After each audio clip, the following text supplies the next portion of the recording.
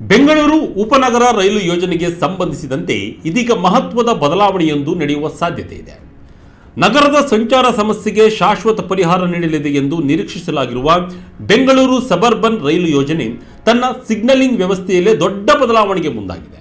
ಆರಂಭದಲ್ಲಿ ಯೋಜನೆಯ ಡಿಪಿಆರ್ನಲ್ಲಿ ಅಳವಡಿಸಲು ಉದ್ದೇಶಿಸಿದ್ದ ಸಿಬಿಟಿಸಿ ಅಥವಾ ಕಮ್ಯುನಿಕೇಷನ್ ಬೇಸ್ಡ್ ಟ್ರೈನ್ ಕಂಟ್ರೋಲ್ ವ್ಯವಸ್ಥೆಯನ್ನು ಕೈಬಿಟ್ಟು ಈಗ ಯುರೋಪಿಯನ್ ಟ್ರೈನ್ ಕಂಟ್ರೋಲ್ ಸಿಸ್ಟಮ್ ಅಂದರೆ ಇಟಿಸಿಎಸ್ ಅಳವಡಿಸಲು ಕೆ-ರೈಡ್ ಮುಂದಾಗಿದೆ ಎನ್ನಲಾಗಿದೆ. ಈ ಬದಲಾವಣೆಯಿಂದಾಗುವ ಪ್ರಯೋಜನವೇನು, ಏನೆಲ್ಲ ಇಟಿಎಸ್ ಅಳವಡಿಕೆಯಿಂದಾಗುವ ಲಾಭಗಳೇನು, ಪ್ರಧಾನಿ ಮೋದಿ ಅವರು ಈ ಹಿಂದಿನ ಸಭೆಯಲ್ಲಿ ಪ್ರಸ್ತಾಪಿಸಿದ ವಿಷಯಕ್ಕೆ ಸಿಕ್ತ ವೇಗ, ಸಬರ್ಬನ್ ರೈಲು ವ್ಯವಸ್ಥೆಯ ಅಪ್ಡೇಟ್ ಏನಿದೆ, ಯಾವಾಗಿನಿಂದ ಪ್ರಯಾಣಕ್ಕೆ ಲಭ್ಯವಿದೆ ಅನ್ನೋದನ್ನ ಇವತ್ತಿನ ವಿಡಿಯೋದಲ್ಲಿ ಎಕ್ಸ್ಕ್ಲೂಸಿವ್ ಆಗಿ ನೋಡ್ತಾ ಹೋಗೋಣ. ಎಲ್ಲೂ ಸ್ಕಿಪ್ ಮಾಡದೆ ಈ ವಿಡಿಯೋ ನೋಡಿ. ಪ್ರಧಾನಿ ಮೋದಿ ಸಭೆಯಿಂದ ಹೆಚ್ಚಿದ ವೇಗ, ಕೆ-ರೈಡ್ನಿಂದ ಮಹತ್ವದ ಬದಲಾವಣೆ. ಎಸ್ ವೀಕ್ಷಕರೇ, ಪ್ರಧಾನಮಂತ್ರಿಯವರ ಒಂದೇ ಒಂದು ಸಭೆಯಲ್ಲಾದ ತೀರ್ಮಾನ ಹಲವು ವರ್ಷಗಳಿಂದ ಬರೀ ಕಾಗದದಲ್ಲಿ ಬಾಕಿಯಾಗಿದ್ದ ಉಪನಗರ ರೈಲು ಯೋಜನೆಗೆ ವೇಗವನ್ನು ಪಡೆದುಕೊಂಡಿದೆ. ಅಂದಿನ ಸಭೆಯಲ್ಲಿ ತೀವ್ರ ತರಾಟೆ ತೆಗೆದುಕೊಂಡಿದ್ದ ಪ್ರಧಾನಮಂತ್ರಿ ನರೇಂದ್ರ ಮೋದಿ ಅವರು ಗಡುವನ್ನು ನೀಡಿ ಕಾರ್ಯಾರಂಭ ಮಾಡಲು ಸೂಚನೆಯನ್ನು ನೀಡಿದರು. ಬೆಂಗಳೂರು ನಗರದಲ್ಲಿ ಹಲವು ವರ್ಷಗಳಿಂದ ಜನರ ಕನಸಾಗಿದ್ದ ಉಪನಗರ ರೈಲು ಯೋಜನೆಗೆ ಸದ್ಯ ಇದೀಗ ಮತ್ತಷ್ಟು ವೇಗ ಸಿಗುವ ಲಕ್ಷಣಗಳು ಗೋಚರಿಸುತ್ತಿವೆ. ಎಸ್ ವೀಕ್ಷಕರೇ, ಇದೀಗ ಅಸಲಿ ವಿಷಯಕ್ಕೆ ಬರೋಣ. ಕೆ-ರೈಡ್ ಅಂದರೆ ಕರ್ನಾಟಕ ರೈಲು ಮೂಲಸೌಕರ್ಯ ಅಭಿವೃದ್ಧಿ ಸಂಸ್ಥೆ. ಬೆಂಗಳೂರಿನ 148 ಕಿಲೋಮೀಟರ್ ಉದ್ದದ ಉಪನಗರ ರೈಲು ಜಾಲವನ್ನು ನಿರ್ಮಿಸುತ್ತಿರುವ ಈ ಸಂಸ್ಥೆ ಭವಿಷ್ಯದ ಅಗತ್ಯಗಳನ್ನು ಗಮನದಲ್ಲಿ ಇಟ್ಟುಕೊಂಡು ಈ ನಿರ್ಧಾರಕ್ಕೆ ಬಂದಿದೆ.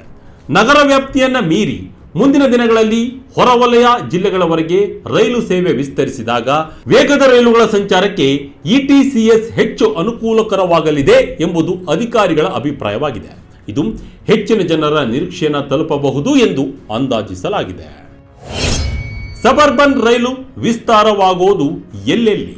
ಇನ್ನು ಕೆ-ರೈಡ್ನ ವ್ಯವಸ್ಥಾಪಕ ನಿರ್ದೇಶಕ ಲಕ್ಷ್ಮಣ್ ಸಿಂಗ್ ರವರ ಪ್ರಕಾರ ಯೋಜನೆಯ 4 ಕಾರಿಡಾರ್ಗಳಿಗೆ ಈಗ ಇಟಿಸಿಎಸ್ ಸಿಗ್ನಲಿಂಗ್ ವ್ಯವಸ್ಥೆಯನ್ನೇ ಪ್ರಸ್ತಾಪಿಸಲಾಗಿದೆ. ಸಿಬಿಟಿಸಿ ವ್ಯವಸ್ಥೆ ಮೆಟ್ರೋ ಮಾದರಿಯ ನಗರ ಸಾರಿಗೆಗೆ ಸೂಕ್ತವಾದರೂ ದೀರ್ಘ ದೂರದ ಹಾಗೂ ಹೆಚ್ಚಿನ ವೇಗದ ಸೇವೆಗಳಿಗೆ ಅಷ್ಟಾಗಿ ಹೊಂದಿಕೆಯಾಗುವುದಿಲ್ಲ. ಆದರೆ ಇಟಿಸಿಎಸ್ ಮೂಲಕ ಗಂಟೆಗೆ 200ರಿಂದ 250 ಕಿಲೋಮೀಟರ್ ವೇಗದ ರೈಲುಗಳನ್ನು ನಿರ್ವಹಿಸುವ ಸಾಮರ್ಥ್ಯವಿದೆ ಎಂದು ಅವರು ತಿಳಿಸಿದ್ದಾರೆ. ಇನ್ನು ನಗರದೊಳಗೆ ರೈಲು ನಿಲ್ದಾಣಗಳು 1-2 ಕಿಲೋಮೀಟರ್ ಅಂತರದಲ್ಲೇ ಇರುತ್ತವೆ. ಹೀಗಾಗಿ ಅಲ್ಲಿ ಅತಿ ಹೆಚ್ಚಿನ ವೇಗದ ಅಗತ್ಯತೆ ಇರುವುದಿಲ್ಲ. ಆದರೆ ಭವಿಷ್ಯದಲ್ಲಿ ರೈಲು ಜಾಲವು ದೇವನಹಳ್ಳಿ, ಚಿಕ್ಕಬಳ್ಳಾಪುರ, ತುಮಕೂರು, ಮೈಸೂರು ಅಥವಾ ಕೋಲಾರದಂತಹ ದೂರದ ಪ್ರದೇಶಗಳಿಗೆ ವಿಸ್ತರಿಸಿದಾಗ ಹೆಚ್ಚಿನ ವೇಗದ ರೈಲು ಸೇವೆಗಳು ಅಗತ್ಯವಾಗಲಿವೆ. ಈ ದೃಷ್ಟಿಯಿಂದ ಈಗಲೇ ಭವಿಷ್ಯದ ಯೋಜನೆಗೆ ಹೊಂದುವ ವ್ಯವಸ್ಥೆಯನ್ನು ಅಳವಡಿಸಲಾಗ್ತಾ ಇದೆ. ಗಮನಾರ್ಹ ವಿಷಯವೆಂದರೆ ಇಟಿಸಿಎಸ್ ಈಗಾಗಲೇ ದೇಶದ ಪ್ರಮುಖ ರೈಲು ಯೋಜನೆಗಳಲ್ಲಿ ಬಳಕೆ ಆಗ್ತಾ ಇದೆ.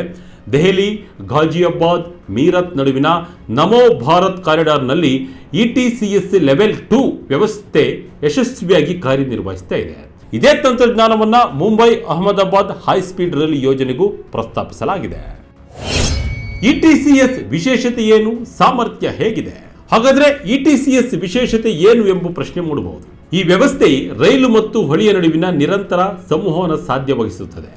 ರೈಲಿನ ಚಲನವಲನಗಳನ್ನು ಕ್ಷಣ ಕ್ಷಣಕ್ಕೂ ಮೇಲ್ವಿಚಾರಣೆ ಮಾಡುವ ಸಾಮರ್ಥ್ಯ ಇದಕ್ಕಿದೆ.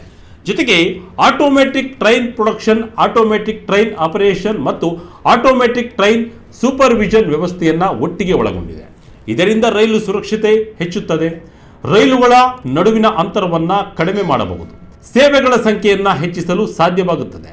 ಹಾಗೆಯೇ ಒಂದೇ ಜಾಲದ ವಿವಿಧ ಕಾರಿಡಾರ್ಗಳ ನಡುವೆ ಸುಗಮ ಸಂಚಾರಕ್ಕೂ ಇದು ನೆರವಾಗುತ್ತದೆ.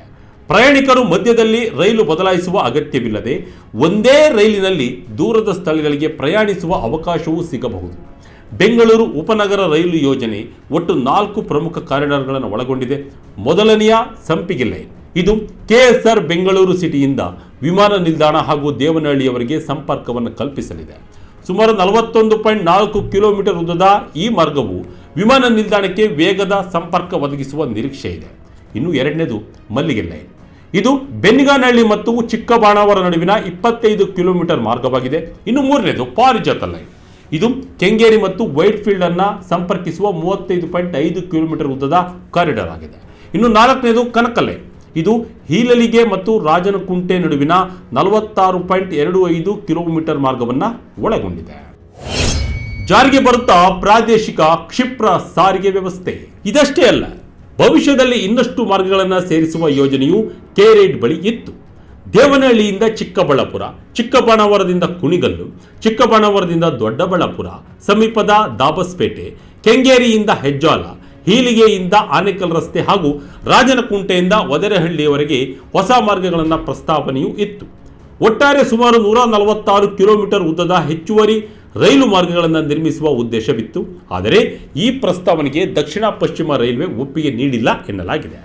ಹೀಗಾಗಿ ಆ ಯೋಜನೆಗಳು ಸದ್ಯಕ್ಕೆ ಸ್ಥಗಿತಗೊಂಡಿವೆ. ಆದರೂ ಭವಿಷ್ಯದಲ್ಲಿ ಇಂತಹ ವಿಸ್ತರಣೆಗಳು ಸಾಧ್ಯವಾಗಬಹುದು ಎಂಬ ನಿರೀಕ್ಷೆಯಲ್ಲಿ ಈಗಾಗಲೇ ETCS ತಂತ್ರಜ್ಞಾನವನ್ನು ಆಯ್ಕೆ ಮಾಡಲಾಗ್ತಿದೆ. ಇದರ ಜೊತೆಗೆ ಕರ್ನಾಟಕ ಸರ್ಕಾರ ಮತ್ತೊಂದು ಮಹತ್ವಾಕಾಂಕ್ಷಿ ಯೋಜನೆಯನ್ನು ಮುಂದಿಟ್ಟಿದೆ.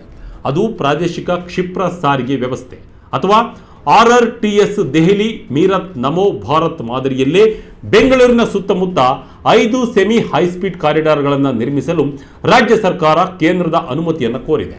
ಈ RRTS ಮಾರ್ಗಗಳು ಬೆಂಗಳೂರನ್ನು ಮೈಸೂರು, ಕನಕಪುರ, ತುಮಕೂರು, ಚಿಕ್ಕಬಳ್ಳಾಪುರ ಮತ್ತು ಕೋಲಾರ ನಗರದೊಂದಿಗೆ ಸಂಪರ್ಕಿಸಲಿವೆ.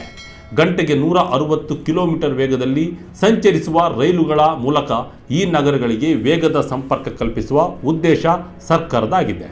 ಈ ಯೋಜನೆಗಳನ್ನು ಕೆರೇಡ್ ಜಾರಿಗೊಳಿಸಬೇಕೋ, BMRCL ಜಾರಿಗೊಳಿಸಬೇಕೋ ಅಥವಾ ಬೇರೆ ಸಂಸ್ಥೆಗೆ ನೀಡಬೇಕೋ ಎಂಬ ಅಂತಿಮ ನಿರ್ಧಾರ ಇನ್ನೂ ಆಗಿಲ್ಲ. ಆದರೆ ಕೆರೇಡ್ ಮಾತ್ರ ತಾನು ಈ ಯೋಜನೆಗಳನ್ನು ಯಶಸ್ವಿಯಾಗಿ ನಿರ್ವಹಿಸುವ ಸಾಮರ್ಥ್ಯ ಹೊಂದಿದೆ ಎಂದು ಹೇಳಿಕೊಂಡಿದೆ. ಜನರ ಪ್ರಯಾಣಕ್ಕೆ ಲಭ್ಯವಾಗೋದು ಯಾವಾಗ? ತಾಂತ್ರಿಕವಾಗಿ ನೋಡಿದರೆ RRTS ಎನ್ನುವುದು ಉಪನಗರ ರೈಲು ವ್ಯವಸ್ಥೆಯ ಮುಂದುವರಿದ ರೂಪವೇ ಆಗಿದೆ. ಹೀಗಾಗಿ ಈಗ ನಿರ್ಮಾಣವಾಗುತ್ತಿರುವ ಮೂಲಸೌಕರ್ಯ ಮತ್ತು ಸಿಗ್ನಲಿಂಗ್ ವ್ಯವಸ್ಥೆಯನ್ನ ಭವಿಷ್ಯದ ವೇಗದ ರೈಲುಗಳಿಗೆ ಹೊಂದುವಂತೆ ರೂಪಿಸಲಾಗ್ತಾ ಇದೆ ಎಂದು ಕೆರೇಡ್ ಅಧಿಕಾರಿಗಳು ಸ್ಪಷ್ಟಪಡಿಸಿದ್ದಾರೆ. ಇನ್ನು ಯೋಜನೆಯ ಪ್ರಗತಿ ವಿಚಾರಕ್ಕೆ ಬಂದರೆ 2020ರಲ್ಲಿ ಅನುಮೋದನೆ ಪಡೆದ ಬೆಂಗಳೂರು ಉಪನಗರ ರೈಲು ಯೋಜನೆ ಮೂಲತಃ 2026ರ ಅಕ್ಟೋಬರ್ ವೇಳೆಗೆ ಪೂರ್ಣಗೊಳ್ಳಬೇಕಾಗಿತ್ತು. ಆದರೆ ವಿವಿಧ ಕಾರಣಗಳಿಂದಾಗಿ ಕಾಮಗಾರಿ ವಿಳಂಬವಾಗಿದೆ. ಈ ಪರಿಷ್ಕೃತ ವೇಳಾಪಟ್ಟಿಯ ಪ್ರಕಾರ ಯೋಜನೆಯ ಸಂಪೂರ್ಣ ಕಾಮಗಾರಿ 2030ರ ಮಾರ್ಚ್ ವೇಳೆಗೆ ಪೂರ್ಣಗೊಳ್ಳುವ ಸಾಧ್ಯತೆ ಇದೆ. ಪ್ರಧಾನಮಂತ್ರಿ ನರೇಂದ್ರ ಮೋದಿ ಅಧ್ಯಕ್ಷತೆಯಲ್ಲಿ ನಡೆದ ಪ್ರಗತಿ ಪರಿಶೀಲನಾ ಸಭೆಯಲ್ಲಿ ಕೆರೇಡ್ ಹೊಸ ವೇಳಾಪಟ್ಟಿಯನ್ನು ಮಂಡಿಸಿದೆ. ಅದರ ಪ್ರಕಾರ ಮಲ್ಲಿಗೆ ಲೈನ್ 2028ರ ಡಿಸೆಂಬರ್ ವೇಳೆಗೆ ಪೂರ್ಣಗೊಳ್ಳುತ್ತೆ. ಕನಕ ಲೈನ್ 2029ರ ಜೂನ್ ವೇಳೆಗೆ ಮುಗಿಯಲಿದೆ. ಸಂಪಿಗೆ ಅಥವಾ ಪಾರಿಜಾತ ಲೈನ್ಗಳು 2030ರ ಮಾರ್ಚ್ ವೇಳೆಗೆ ಕಾರ್ಯಾರಂಭ ಮಾಡುವ ನಿರೀಕ್ಷೆ ಇದೆ. ಆದರೆ ಕೆರೇಡ್ ಅಧಿಕಾರಿಗಳು 2028ರ ಡಿಸೆಂಬರ್ ಒಳಗೆ ಕನಿಷ್ಠ ಒಂದು ಪ್ರಮುಖ ಭಾಗವನ್ನ ಕಾರ್ಯಾಚರಣೆಗೆ ತರಲು ಶ್ರಮಿಸ್ತಾ ಇದ್ದಾರೆ. ವಿಶೇಷವಾಗಿ ಯಶವಂತಪುರ ಮತ್ತು ಚಿಕ್ಕಬಾಣಾಪುರ ನಡುವಿನ ಭಾಗವನ್ನ ಆದ್ಯತೆಯಾಗಿ ಆರಂಭಿಸುವ ಸಾಧ್ಯತೆ ದಟ್ಟವಾಗಿದೆ. ಇನ್ನು ಯಶವಂತಪುರವು ಬೆಂಗಳೂರಿನ ಪ್ರಮುಖ ಸಾರಿಗೆ ಕೇಂದ್ರವಾಗಿ ಬೆಳೀತಾ ಇದೆ ಎಂದು ಅಧಿಕಾರಿಗಳು ಸಭೆಯಲ್ಲಿ ಗಮನಕ್ಕೆ ತಂದಿದ್ದು, ಭಾರತೀಯ ರೈಲ್ವೆ, ನಮ್ಮ ಮೆಟ್ರೋ, ಉಪನಗರ ರೈಲು ಮತ್ತು BMTC ಸೇವೆಗಳ ನಡುವೆ ಸುಗಮ ಸಂಪರ್ಕ ಕಲ್ಪಿಸುವ ಪ್ರಮುಖ ಕೇಂದ್ರವಾಗಿ ಯಶವಂತಪುರ ರೂಪುಗೊಳ್ತಾ ಇದೆ. ಮುಂದಿನ ದಿನಗಳಲ್ಲಿ ಇದು ಬೆಂಗಳೂರಿನ ಸಾರಿಗೆ ವ್ಯವಸ್ಥೆಯ ಹೃದಯ ಭಾಗವಾಗುವ ನಿರೀಕ್ಷೆ ಇದೆ. ಒಟ್ಟಾರೆಯಾಗಿ ನೋಡಿದರೆ ಬೆಂಗಳೂರು ಉಪನಗರ ರೈಲು ಯೋಜನೆಯ ಕೇವಲ ಇಂದಿನ ಸಂಚಾರ ಸಮಸ್ಯೆ ನಿವಾರಣೆ ಮಾತ್ರವಲ್ಲ, ಮುಂದಿನ ಹಲವು ದಶಕಗಳ ಅಗತ್ಯತೆಗಳನ್ನು ಗಮನದಲ್ಲಿ ಇಟ್ಟುಕೊಂಡು ರೂಪುಗೊಳ್ತಾ ಇದೆ. ETCS ಸಿಗ್ನಲಿಂಗ್ ವ್ಯವಸ್ಥೆ ಅಳವಡಿಸುವ ನಿರ್ಧಾರವು ಇದೇ ದೂರದೃಷ್ಟಿಯ ಭಾಗವಾಗಿದೆ. ಭವಿಷ್ಯದಲ್ಲಿ ಬೆಂಗಳೂರು ಮಾತ್ರವಲ್ಲ, ಸುತ್ತಮುತ್ತಲಿನ ಜಿಲ್ಲೆಗಳನ್ನು ವೇಗದ ರೈಲು ಜಾಲದ ಮೂಲಕ ಸಂಪರ್ಕಿಸುವ ಮಹತ್ವಾಕಾಂಕ್ಷೆ ಕನಸಿಗೆ ಇದು ಭದ್ರ ಅಡಿಪಾಯವಾಗಲಿದೆ. ಬೆಂಗಳೂರಿನಲ್ಲಿ ಜನಸಂಖ್ಯೆಗೆ ಶೀಘ್ರವಾಗಿ ಇಂತಹ ಯೋಜನೆಗಳು ಅತ್ಯಗತ್ಯವಾಗಿವೆ. ಎಸ್ ವೀಕ್ಷಕರೇ, ಉಪನಗರ ರೈಲು ವ್ಯವಸ್ಥೆಯ ಬಗ್ಗೆ ನಿಮ್ಮ ಅನಿಸಿಕೆಗಳನ್ನು ಕಮೆಂಟ್ ಮೂಲಕ ತಿಳಿಸಿ. ಇದಾಗಿತ್ತು ಕ್ಷಣದ ಅಪ್ಡೇಟ್. ಇದೇ ರೀತಿಯಾದ ಅಪ್ಡೇಟ್ಗಳಿಗಾಗಿ Vijaya Karnataka website, YouTube page, Facebook page follow ಮಾಡ್ತಾ ಇರಿ. ಧನ್ಯವಾದಗಳು.